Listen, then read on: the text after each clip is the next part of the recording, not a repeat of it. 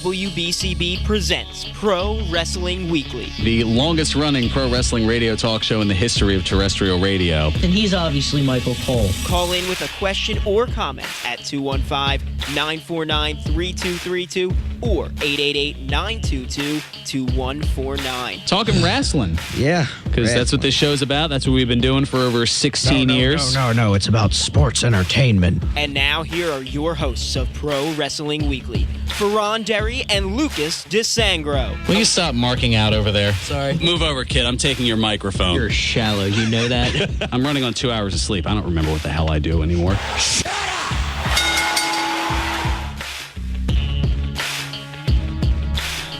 There's the sound of the bell, and we are set to go. This is Pro Wrestling Weekly here on 1490 WBCB and online at WBCB1490.com. Fearon here with you alongside Mitch. You bet. It's Mitch back in the studio for a good old hour of wrestling.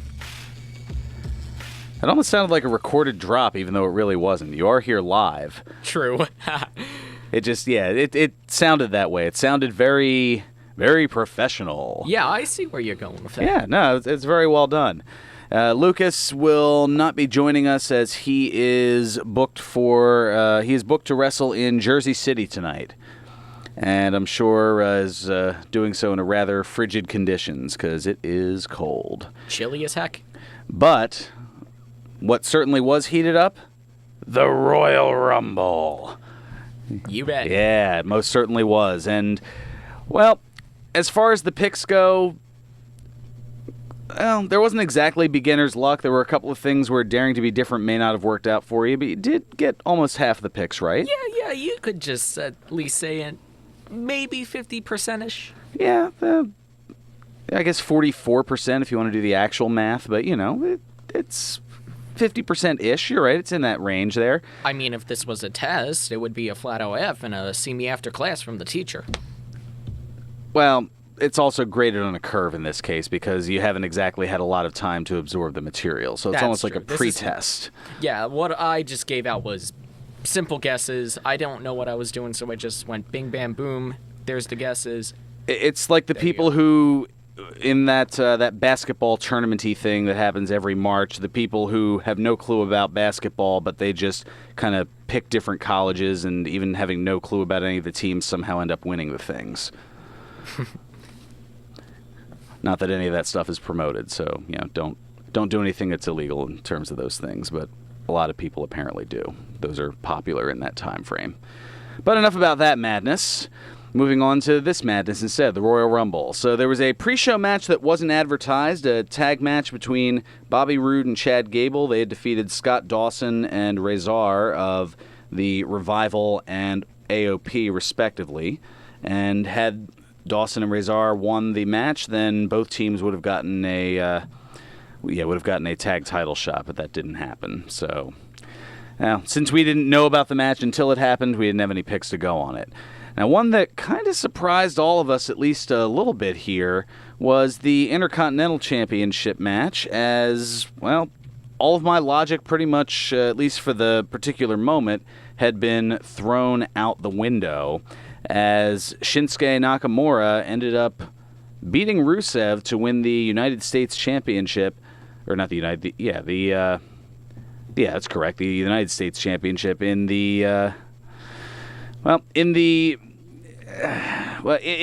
to the involvement of Rusev's real-life wife, Lana, as she was up on the apron, perhaps to get the referee's attention at something that was going awry, and Rusev was thrown toward the ropes in her direction. He quickly put on the brakes, and then from behind, Nakamura, I believe, drop-kicking Rusev into Lana, knocking her off of the ring to the floor and causing an ankle injury. And that distraction was enough for Nakamura to gain the victory and the United States title. Ooh, that's gotta hurt. It most certainly it did, and it actually played into a factor a little bit later regarding the Royal Rumble, as at least one of the announced competitors was Lana, but she was unable to compete, and that ended up shaking up the foundation for what ended up occurring in the Royal Rumble. But What that ended up leading to was a very short-lived title reign, as just 2 days later, this past Tuesday on SmackDown, Nakamura losing the title to that 30th entrant in the Rumble, R-Truth. R-Truth, huh? Yeah, he definitely was. Good to see that R-Truth getting a title here this late into his run in WWE. I mean, having just recently turned 47 and still being very highly competitive. That's a pretty long run. It is, especially since I think WWE would like to make you forget his original run back when they were the WWF, and that was with his character K-Quick. Yeah, with the song "Getting." Yeah, we're not going to play "Getting Rowdy." We're not going to move some things. No, we're not going there. But yeah, he has definitely made his presence felt, and it's good to see that he's got a U.S. title to add to his rather illustrious career over the course of, yikes, the last 20 years. Which also, well, I mean, he's won the U.S. title before, but he also was a former tag team champion, former hardcore champion back when they had that particular thing. Lots of weapons. Lots of weapons. Lots of weapons. Oh, boy. So, yeah, that still gives the out for Nakamura to let his contract expire and more than likely go back to Japan. Next up, and yeah, all three of us, we whiffed on that one. Yeah, there's just one. It's like the slow pitch that Bugs Bunny throws in the cartoons to that baseball player. Just 1, 2, 3 strikes, you're out. Just quick through all that super slow pitch. You lost on me on this? Yeah. Okay, you got me. All right. I know what you're talking about. Oh, I know. Sometimes I make super duper old references that totally get lost. And by sometimes I mean often. So next up, Buddy Murphy defeating Akira Tozawa, Kalisto, and Hideo Itami to retain the Cruiserweight title. Twitch and I getting that one right. You'd gone out on a limb, and certainly not in a bad way. I mean, but in this case, Buddy Murphy ended up retaining. Yeah, daring to be different wasn't the best approach for that one. No, it turned out, well, I was about to make it a Weird Al reference, but I don't think it went that far. It wasn't necessarily daring to be stupid. I get that one. Yeah, that was only like a 30-year-old reference, roughly. Yeah. As opposed to like 70 or however long ago those Bugs Bunny cartoons were. Moving on to the Women's Championship. Asuka beating Becky Lynch to retain. Lucas and I had gotten that one right. You are definitely a fan of the man in Becky Lynch, as you had her to not only win the SmackDown Women's title, but also winning the Women's Rumble. But I guess you figure, all right, she's got to win something. So, well, that's a little bit of foreshadowing. But still, Asuka retaining the SmackDown Women's Championship in something that I guess in this case you went with us on logic and it paid off here. In the new SmackDown Tag Team Champions, the unlikely pairing, the apparently best in the world pairing, of The Miz and Shane McMahon, beating the Bar of Cesaro and Sheamus. So all three of us got that one right, and the shocking thing of that for me was Shane McMahon closing in on 50 years old and still delivering, for my money, a picture-perfect shooting star press off of the top rope. It's I'll show it to you during the break rather than attempt to describe it. But it's a flippy move off the top rope that he pretty much nailed perfectly. Yeah, I can get a somewhat rough visualization of what you're talking about. I'll give you the specifics during the break here in a little bit. Ronda Rousey, to the surprise, I shouldn't say of no one. I mean, Sasha Banks certainly a valid competitor, but not in the class of Ronda Rousey, the former UFC Women's Champion. And her dominance continues as she beat Sasha Banks to retain the Raw Women's title. And we'll head on to WrestleMania.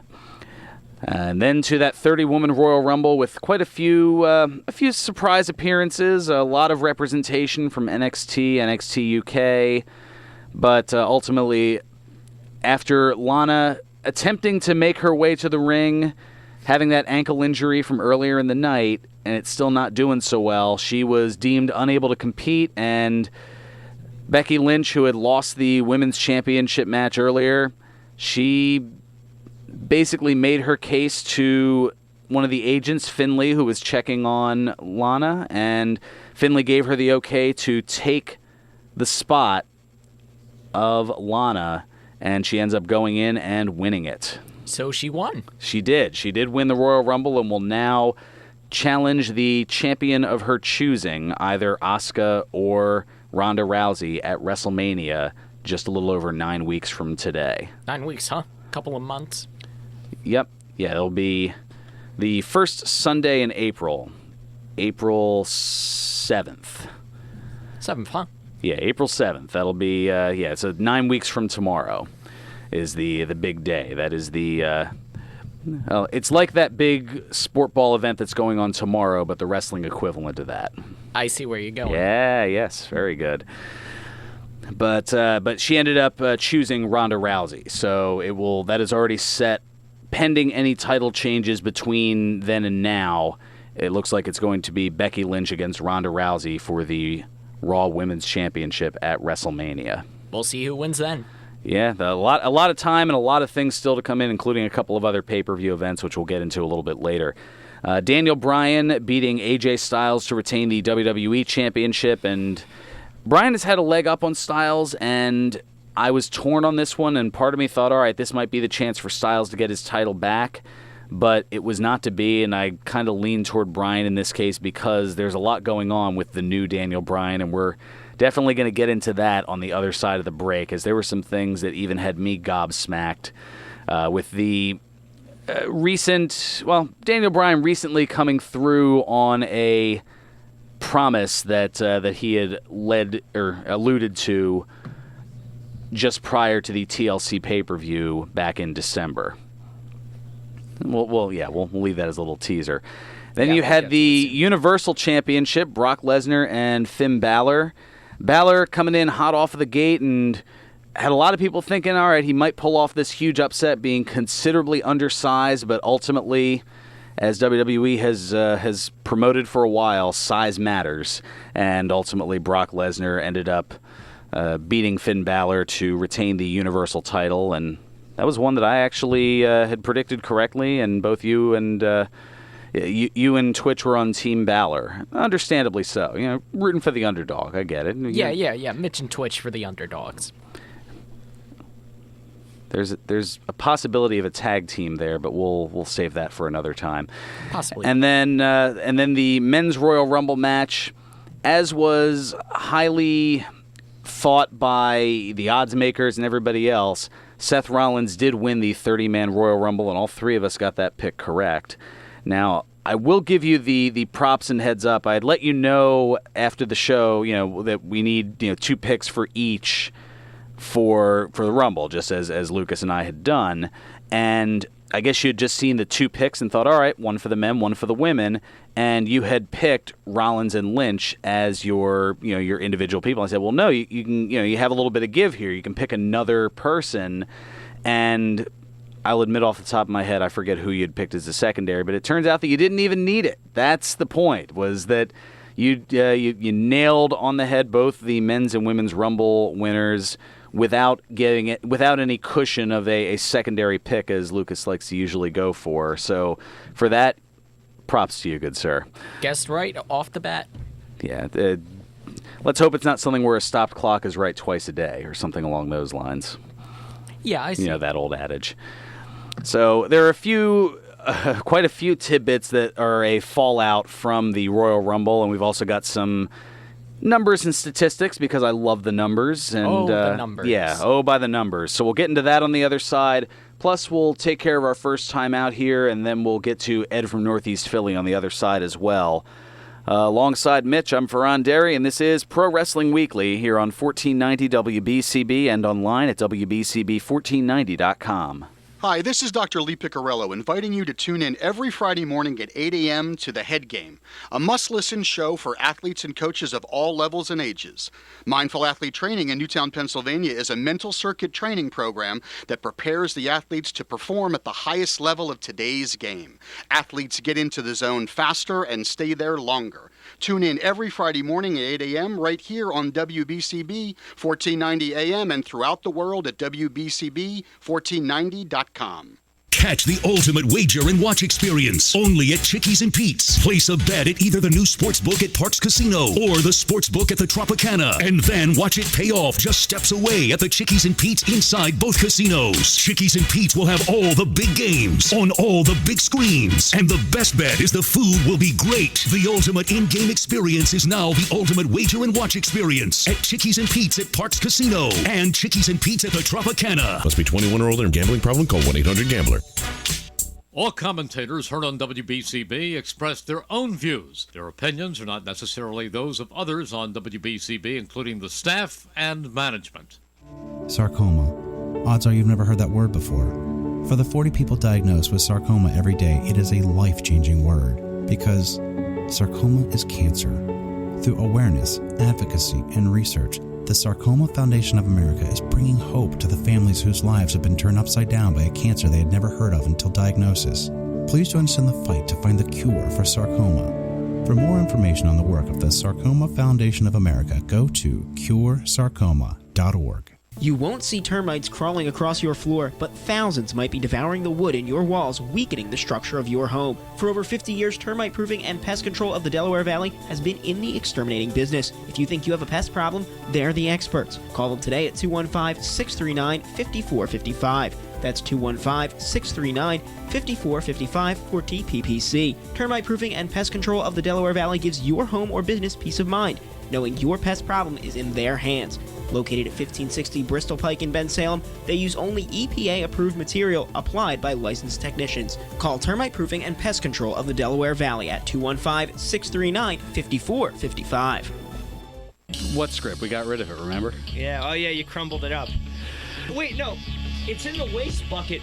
I don't know why I just called it a waste bucket. I've been watching too much British television. And now, more Pro Wrestling Weekly with your hosts, Fearon Derry and Lucas DeSangro. No, sorry, that's the rubbish bin.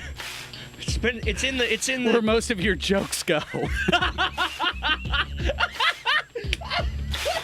Yes! Welcome back to Pro Wrestling Weekly here on 1490 WBCB and online at WBCB1490.com. Fearon Derry here with you alongside Mitch. Mitch back in action after the break. Ooh, yeah. Filling in for Twitch, at least on a semi-permanent basis at this point. Who knows? Time will certainly tell on that. You bet. But, yes, for now we are going to go ahead and get to the phones where we've had Ed patiently waiting from Northeast Philly. Ed, welcome to Pro Wrestling Weekly. Good afternoon. I like that clip going into it. Yeah, it's. I decided to have a little bit of fun, just trying to go back over some of the things here. I'm at some point going to see some other gems and see if we can splice them into the mix here. Anyway, the MLW's tonight at the ECW Arena, 2300 Arena. Yeah, the MLW Super Fight. Yes, that is their MLW Fusion TV taping, and quite a bit going to be going on there. Low Key against Filthy Tom Lawler, also the Lucha Brothers against the Hart Foundation. Just to name a couple here. Simon Gotch is going to be on the card. Tommy Dreamer and a mystery partner against Brian Pillman Jr. and a mystery partner. Rich Swann against Ace Austin. Yeah, there's a lot of good stuff coming out of this here. And it's going to be on that TV station too. Begin or Be In. It's going to be it's going to be a live taping for Be In Sports. Yeah. But they'll also have a couple of the matches on online as well. Yeah, that's going to be interesting. And there's only a handful of tickets left. Yeah, you can definitely check that out at mlwgo.com. Yeah, I bet that's going to be a sellout. I think so, and that actually, as I'm looking here, that links to the 2300 Arena website. And it looks like there's early VIP entry at 6. The doors open for the general public at 6:30, and then showtime is at 7:30. Yeah. Also, on February 7th in Thomas River, NXT is going to be at the RWJ Arena. in Times Square with a 7:30 p.m. bell time. Well, that certainly, I was going to say, that certainly should be good this coming Thursday here, and thankfully it'll finally warm up a little bit by the time they get here. I feel sorry for Dave from Chicago. Oh, gosh, yeah. 25 or something below zero a couple days ago. Yeah, I wonder if anybody's heard from him, because, to say the least, it's beyond the, I mean, as much as we talk about the cold here in suburban Philadelphia, there in the northern Midwest, they got hit hard with lots of sub-zero temperatures. If there was any more sub-zero, they'd be making Mortal Kombat 12 there. Yeah. Yep, there you go. Little video game tie. They need the heat. Yes, they do. Can we get some of it from Australia? Because I mean, they've got temperatures in the 110s at the moment Fahrenheit. So they're it's summertime for them down there, and they're getting all the they're getting all the heat that is imbalancing the cold that we're getting here. Voorhees has CCW on February 9th. At 8 p.m. That's 1 week from tonight. Yeah, 1 week. That should be, I was going to say, that should be a lot of fun as well. And Capital Wrestling is also tonight in Hoboken, New Jersey. Oh, yes. Yeah. I'm surprised Twitch didn't go down to that one, or was it booked? Well, Twitch actually is booked in Jersey City this evening. Oh. And he didn't give me any other details, or I might have, given him a cheap plug, but snooze you lose there, Twitchy Poo. Yeah.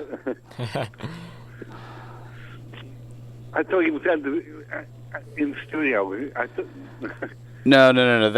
That's Mitch, which is definitely not Mitchy Poo, because that is that's Mitch Williams, the former pitcher for the Philadelphia Phillies back on that '93 team, and I'm sure Ted is appreciating the the little baseball references. Anything we can do to think warm, because when I think baseball, I think warmer weather.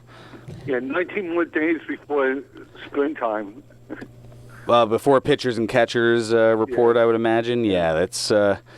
That little sign that spring is on the way here. It's just, we need it bad. Yeah, you ain't kidding. Yeah, that's true. That's about it. All right. Well, I appreciate the look at the local scene, Ed, and we'll catch up with you next week, as we're coming pretty close to a little milestone on this little program here. Really? Yeah, about a week and a half from now will mark, crazy to believe, but it will mark 20 years that this show has been on the air here on WBCB. 20 years? Yeah, debuted February 13th, 1999. Huh. That's a pretty long... It is. That's pretty long. I've been here for a little less than half of that time frame as the host, we're about a month and a half away from another milestone for myself, as I'll have been here for 10 years at the helm of Pro Wrestling Weekly. Formerly known as Pro Wrestling Radio. So we'll have some look backs, and I'm going to reach out, see if we can get the former host Eric the Loose Cannon Gargiulo to join us on this on a milestone show that would be 2 weeks from today. So we'll see if we can get things in the works to at least kind of look back over 2 decades of wrestling talk dominance here at WBCB, and certainly appreciative to all of the powers that be that have allowed this program to go on for such a lengthy period of time. Now let's just hope I don't say something stupid to get it stopped before 20 years hits in a couple of weeks here. Easier said than done, like the old Essex song from 1963. So yes, fallout from the Royal Rumble, as there certainly is quite a bit to talk about. First, by the numbers. So Seth Rollins, his win at number 28 was the 3rd time that the 28 spot has won the Rumble, and is the first time that it wasn't done by Batista. So Batista... He won twice. He won twice at number 28. Yes, both the 2005 and 2014 Rumbles he won, and happened to win at the 28th spot. And coincidences like that have propelled him to greatness as Drax the Destroyer in the Guardians of the Galaxy movies. That's true. In case you weren't sure who Batista was, I know. there's the mainstream connection. You know, just making sure. Now, the Iron Man for this year's Rumble was the winner, Seth Rollins, who lasted 43 minutes and 26 seconds, which didn't even crack the top 20 times all time for men. He came in pretty early on at number 10, but there have been plenty of others who have lasted well beyond 50 minutes and beyond the hour, as we were talking last week. Now, 3 women actually outlasted Rollins in the Women's Rumble. Charlotte Flair going just over 50 minutes, Ember Moon lasting 52, almost 52 and a half, and Natalya enduring but not quite getting the victory, lasting 56 minutes and 1 second. 56 minutes? That's a lot. Yeah, almost an hour of limbs flying and punches and kicks and all the other stuff that goes on in terms of violence in professional wrestling. Now, others, let's just say they should be thankful they weren't getting paid by the hour, as there were 4 individuals between the men's and women's rumbles where they lasted less than 10 seconds each. Wow, that's short. Yeah. Liv Morgan, she set the new women's record. She lasted 8 seconds. 8 seconds, huh? And then there were 3 men who lasted 5 seconds or shorter. Titus O'Neil lasting just 5 seconds, Xavier Wood 3 seconds, and my doppelganger No Way Jose lasting just 2 seconds. No Way Jose, he's in, he's out. He's in, he's out. And I thought when he had gotten in and gotten out just as quickly that he might have challenged Santino's record, but not quite to be. Not quite. Santino was in and out quick. Yeah, you did see that. You did see that last week here, and I'm just pulling this up because, again, Mitch not too familiar here. I'm pulling up a picture of No Way Jose to explain why he's my doppelganger. You can see the resemblance. Yeah, I can see. Yeah, the afro. I mean, granted, he has the full beard going as opposed to me. I've just got the mutton chops, but there's a lot of similarities. It's close. It's close. Yeah, closest doppelganger that I'll get to WWE. Meanwhile, in terms of eliminations, Braun Strowman had the most for the men this year with 5, and Charlotte Flair having the same number on the ladies' side. And something tells me that, Flair may have more records to set with Rumbles as time goes on. And prior to we talked about prior to the inclusion of the separate Women's Royal Rumble last year, that there was the statistic for women to have competed in the men's competition. And we had talked about Chyna, Karma, and Beth Phoenix. Well, there's another name to add to that list. Another? Nia Jax. Nia Jax.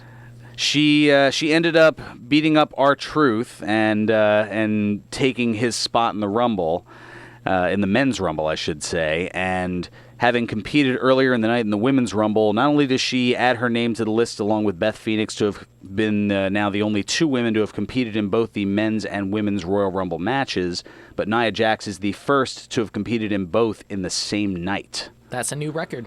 That is certainly a new factoid there. So just a few fun numbers to get into, and then a couple of surprising tidbits that came out of the Royal Rumble, most notably of individuals who might be on their way out, or at least one more than likely than the other here. First off, Dean Ambrose. Dean Ambrose? Yeah, the news came out last weekend that he rejected a WWE contract extension offer and is set to become a free agent at the end of April.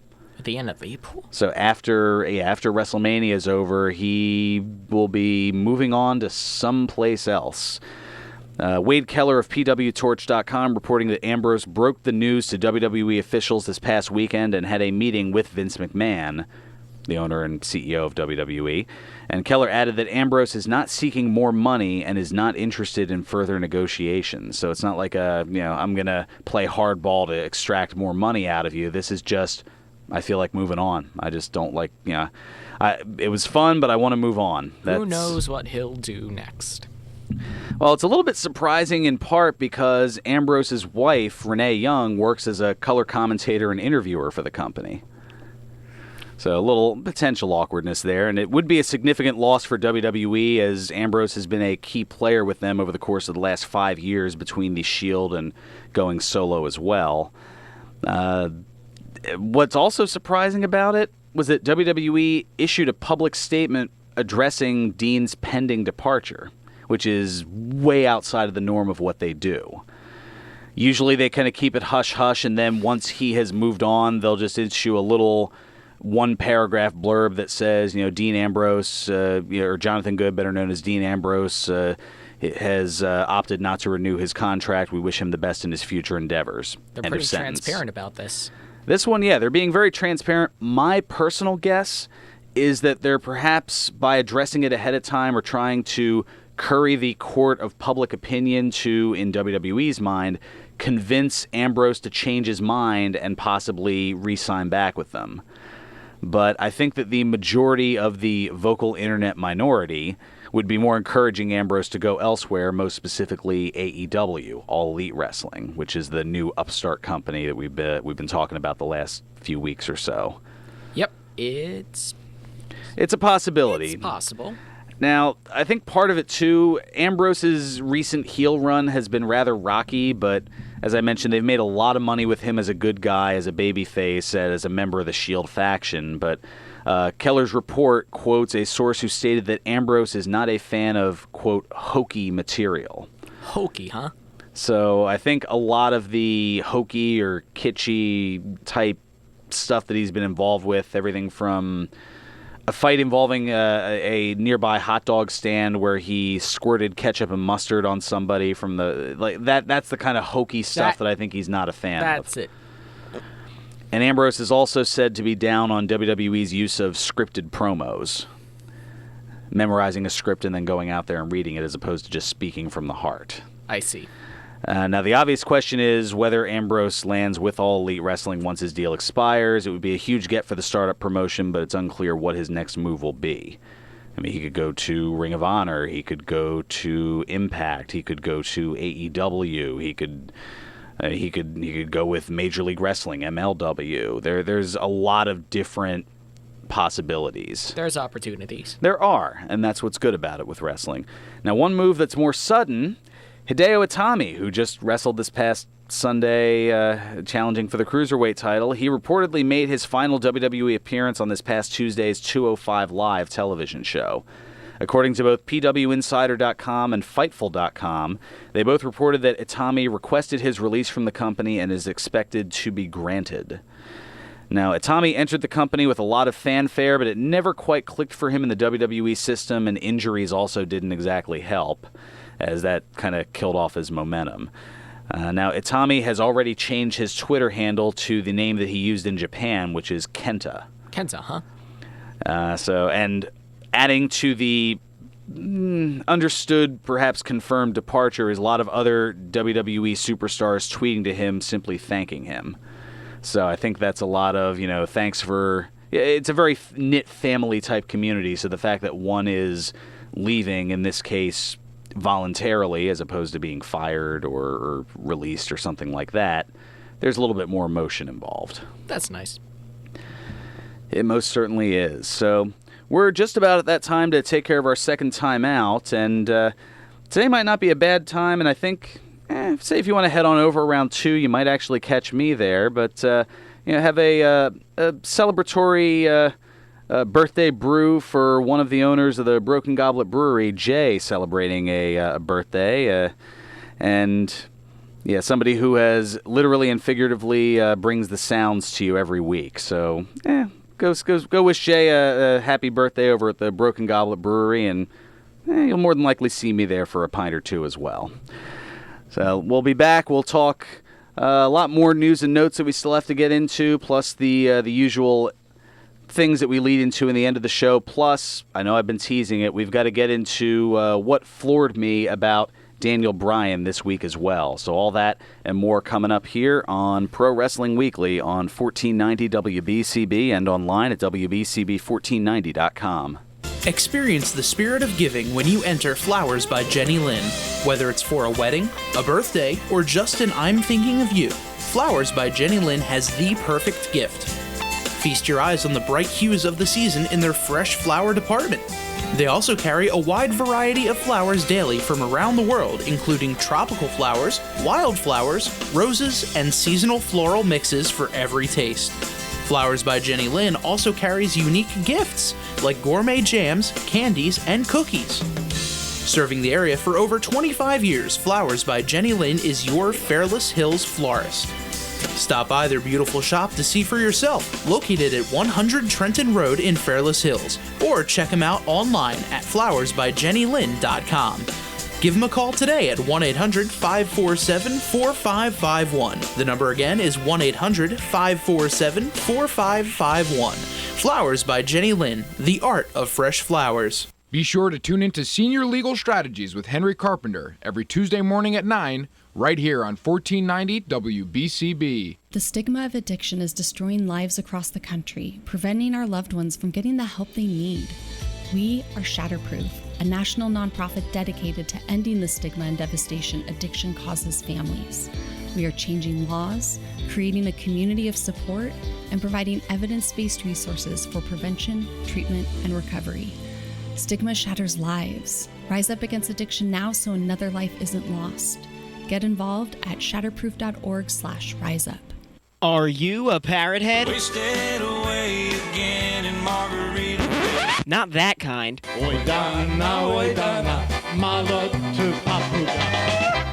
That's more like it.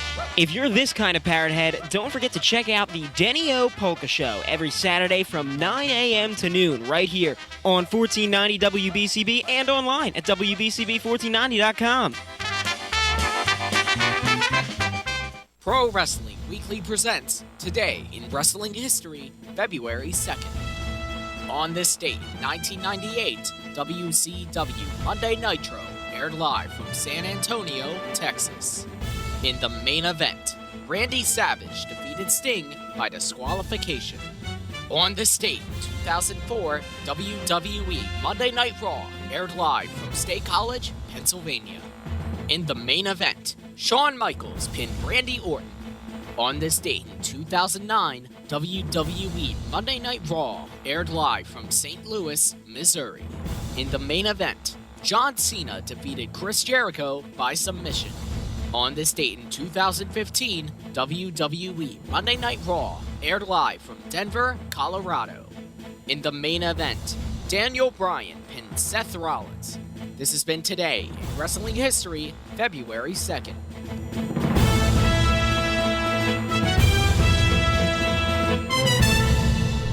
Welcome back to Pro Wrestling Weekly here on 1490 WBCB and online at WBCB1490.com. Fearon Dare here with you alongside Mitch filling in for Twitch. Yep. Then again, with the time I have, I could probably replace him. Maybe. Bold statement. I like it. I'll have to save that as a drop for down the road once he actually is back in studio. I don't know that the gears are, the less you're here, the more the seed is being planted here. And if you don't want to lose your turf, you gotta make your presence felt, right? Isn't that how that goes, or something like that? I don't know. We'll see how it goes. But one thing that we are going to do here is make our way to some other news, notes, tidbits, and otherwise. And one little thing to keep in mind for coming up in a little bit here, former TNA Impact star Sienna. She'll be appearing for autographs and photos over at George's Cards and Collectibles Neshaminy Mall location on Saturday, February 16th. That's just 2 weeks from today, from 10:30 a.m. to 12:30 p.m., and also from George's NXT star Kayla Braxton. She'll be at their Neshaminy Mall location Friday, March 8th from 7 to 9 p.m. So a couple of nice meet and greets that you can have there, and certainly looking forward to those as they come up here. Now, I've been teasing it here over the course of the hour, and this is something that I know that we saw it this past Tuesday on SmackDown, and for those who didn't, Daniel Bryan making good on a promise that he issued just prior to the TLC pay-per-view back in December, talking about the WWE Championship and how the leather belt is made from what he likes to call Daisy the Cow, as the new Daniel Bryan, all about the environment and all against consumerism and things of that nature. And he actually taking a page out of Alundra Blaze's book, threw the WWE Championship belt in the trash inside the ring, and then, along with his new cohort, Eric Rowan, revealed a new WWE Championship belt that is a vegan, eco-friendly belt made entirely of hemp and wood. You know, being honest, that belt looks awesome. It does. I would imagine that replicas would probably be well over 4 figures. That's a lot of money. That's a lot, yeah. I've probably spent that collectively over the years in replica title belts, and that goes back at least a couple of decades. So I don't think I would do that just for one title, no matter how cool it is. Otherwise, I would have already had the $1 Million Championship belt. Yeah. But no, in this case, I will admit, though, that yes, it is a very fun and interesting design. But what threw me for a loop is that, I mean, the story has been talked about throughout wrestling circles, but this particular story even got a lot of press from PETA. PETA, huh? The People for the Ethical Treatment of Animals. And I was just like, what? And then I was reading more and more about this. This was a story that came out the day before yesterday. It says, vegan professional wrestler Daniel Bryan successfully defended his WWE Championship title Sunday night during the 2019 WWE Royal Rumble. But it was his next move that made us cheer the star's name at the top of our lungs. He unveiled a new vegan, eco-friendly belt made entirely of hemp. And they go on to say, we applaud the self-proclaimed amateur environmentalist for spotlighting just how cruel and unnecessary it is to use intelligent, sensitive cow's skin to make a belt. My jaw was on the floor at this. They go on to say, his new symbol of excellence, as he calls it, is changing the game for animals. The animal-friendly hemp material that the new belt is made from prevented cows, crocodiles, and other animals from being exploited and killed for their skin. Who would have thought that PETA would have involved themselves in anything WWE related? That threw me for a loop. And I mean, just feeding right into it here, they have a couple of Daniel Bryan's tweets as well, and this is something I'm actually just seeing now because I didn't scroll all the way down. But Chase Field, the home venue of the Royal Rumble in Phoenix, Arizona, had promoted a Royal Rumble burger. It says, we put an 18-ounce pork bratwurst patty on a toasted onion roll, then we added cheddar cheese, smoked bacon, crispy coleslaw, fried onions, and barbecue aioli, and then we topped it with fried mac and cheese wedges. Available Sunday at the WWE Royal Rumble. First of all, say what you will about, we're going to leave the whole discussion as far as PETA's cause and everything else. That we're leaving that off the bet because that's just that's a hot topic. I don't want to go there. That's a whole nother story. It is a whole nother. Now, first of all, in just reading that does sound delicious. Yeah, it's got. But Daniel Bryan's response on Twitter is. It's entertaining, which is what it's supposed to be. I mean, it makes you think. He said, Chase Field should be ashamed of themselves. Made from, and he talks about the various animals that were involved. And he says, and then add the heart disease delivered to the people who eat it. #shame, #the worst generation. It's one of those things where while Daniel Bryan's character is hateable, I think part of the hate is because there's more than a semblance or more than a minute amount of legitimacy to what he's referencing and talking about. Yeah, he's kind of right. And usually the best heels in time, when they're making some sort of case for something, it's when they're kind of right and you hate them for being right. And that's a lot of what this is in this case, and that's where a lot of the booing comes from. But I mean, to go from PETA now to almost 20 years ago having the World Wildlife Fund for Nature getting involved, but that was over the whole use of the acronym WWF. Yeah. So you never know where things are going to go. That's I guess that's the bottom line and the moral to that story here. So in other news, Chris Sabin announcing that he suffered a complete tear of his ACL and will miss 8 to 12 months Ouch. The injury occurred during a Ring of Honor event on January 12th. I forget if we had gotten into this. If we did, it was probably for a split second.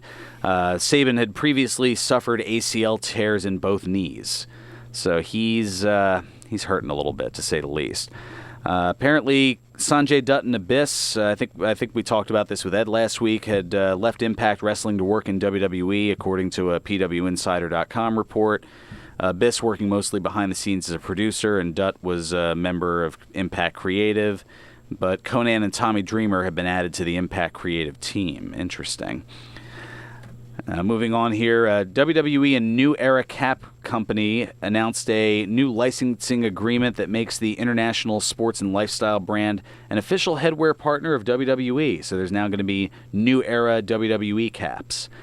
They're going to produce select hats for marquee events including WrestleMania, SummerSlam, Royal Rumble, and the Survivor Series, as well as headgear featuring logos, names, and catchphrases of WWE superstars and legends.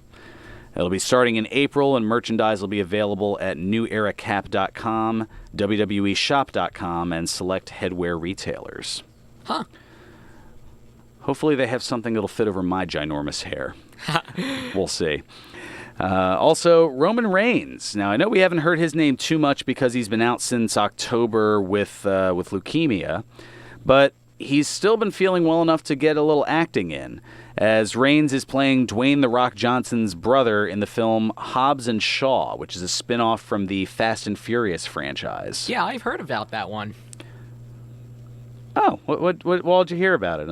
On the internet. Oh, you just yeah. The internet, it has so many things. Johnson released an on-set photo of the two on Instagram and had written that he's, quote, "I'm very proud of his focus, effort, and authentic performance in our movie for his very first time on film. I'm also very grateful to spend this quality time with my cousin here in the islands as he takes life one day at a time to recover from leukemia." Class words from The Rock. Meanwhile, Reigns addressed the role on his own Instagram page, saying, quote, "All of your outreach and support has been a blessing, and it's only pushed me to get back in the ring as soon as possible. But until then, I'm excited for this movie to premiere this summer. Our culture and mana in this film is strong." Well, isn't that just heartfelt? It is. It's a feel-good thing. Yeah. And this is kind of interesting also. WWE announcing that a new television series is in the works with Bunham Murray Productions to find the next female superstar. Now, if the name Bunham Murray Productions sounds familiar, they're not only the company behind Total Divas and Total Bellas that feature the ladies of the WWE, but also in a more broad-scale long-term picture, they're also the folks behind the reality series The Real World, Road Rules, and Keeping Up with the Kardashians. Yep, I've heard of the last one. Yeah, The Real World and Road Rules, they were back in the 90s before you were born. Yeah. The casting note states that entrants who are athletic, charismatic, outgoing, and wildly entertaining might be the perfect fit. Now, there's no mention of in-ring training being required. I was debating whether to make a joke about whether Lucas has a chance on there, but no, I won't do that. No, I wouldn't dare do that, although I just did. Former WWE wrestler Jake Hager, better known as Jack Swagger, he had a Bellator mixed martial arts fight last week, and he defeated J.W. Kaiser. He won in the first round by submission. His video wall in the T-shirt had his We the People logo from when he was in WWE, and WWE wrestler R-Truth, that name keeps popping up, performed a song in person for Swagger's entrance. Huh. Yeah, to show that there's still some good camaraderie between the former WWE World Heavyweight Champion, which he was introduced as when he made his way to the ring. Now, Swagger did take a punch to the face, but ended up taking Kaiser down and worked him over with punches and a big elbow to the forehead before applying a submission hold for the win. Well, look at him go. Yeah. There's a future in that whole MMA thing. And also a big announcement that occurred during the Royal Rumble kickoff show, the return of Halftime Heat for the first time in 20 years. Based off of Sunday Night Heat, which was the program that they had at the time, there was a special halftime during the big game special that aired 20 years ago. It featured The Rock against Mankind in an empty arena match. This time around, the NXT brand is going to be featured on Halftime Heat. It's going to be Tommaso Ciampa, Johnny Gargano, and Adam Cole against Ricochet, Aleister Black, and Velveteen Dream. And that 6-man tag match, instead of airing on the USA Network as it did 20 years ago, it'll air on WWE Network and social media platforms during halftime of the big game tomorrow evening. Well, it's not technically an advertisement, but I'm going to, after the discussion heard on the Polka Show a little bit earlier, I'm going to ease Ted's worries a little bit since, it's better to do so. Yeah. It's one of those things where you can't say that, superb owl, that thing. Yep. Yeah, you see what I did there. Yeah, Also, WWE announcing that Ember Moon, who lasted quite a bit in the Rumble, she suffered an elbow injury in that match that it's going to require immediate surgery. She addressed the situation in a WWE.com interview, simply stating that she, quote, messed my elbow up really bad and didn't know how long she's going to be sidelined. So hopefully her recovery is swift. And it was mentioned on Raw as Dana Brooke was labeled as Moon's replacement as Natalia's tag team partner in a qualifying match for the Elimination Chamber match that will determine the WWE Women's Tag Champions. And we'll delve more into the Elimination Chamber as that comes up. We'll get into more of that next week and the following, as that's on Sunday the 17th, 2 weeks from tomorrow. That's the next WWE pay-per-view. All right. Did you like that, Ted? The superb owl? Yes, indeed. Yeah. See, there you go. It's fun ways to get around things. That's right. It's what keeps my you-know-what out of trouble. That's right. Mine too. Yeah, yours too, exactly. Oh, goodness. And Impact Wrestling and Major League Wrestling announcing collaborative events leading into WrestleMania weekend.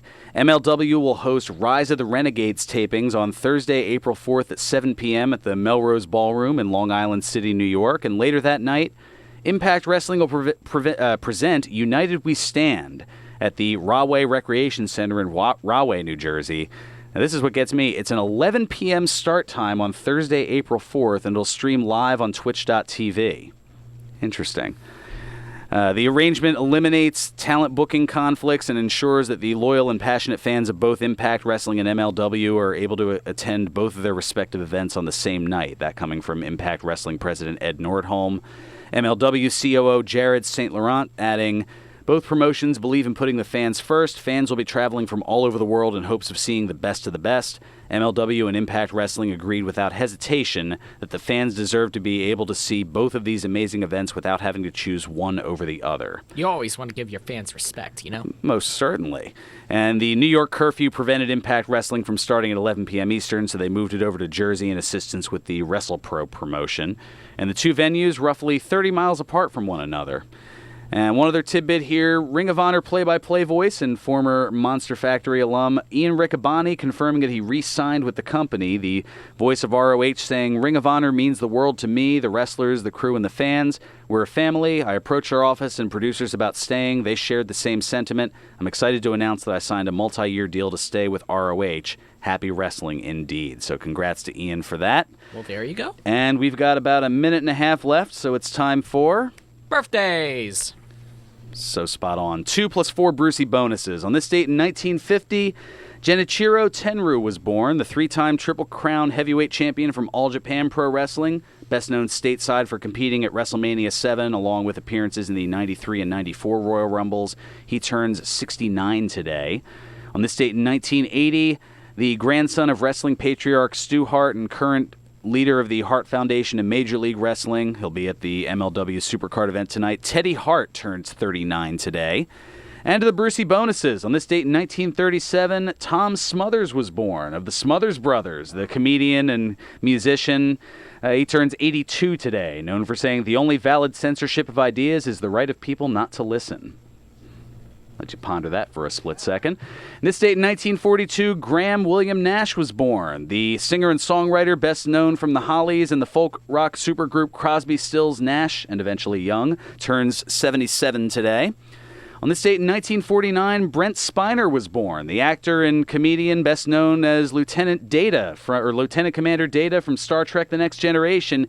He's 70 today. Say it ain't so. And on this date in 1954, Christy Hudson was born. You better know her as she's better known as Christy Brinkley, the supermodel from the Sports Illustrated swimsuit issue. She's 65 today. That's it for us. 1 o'clock in All's Well.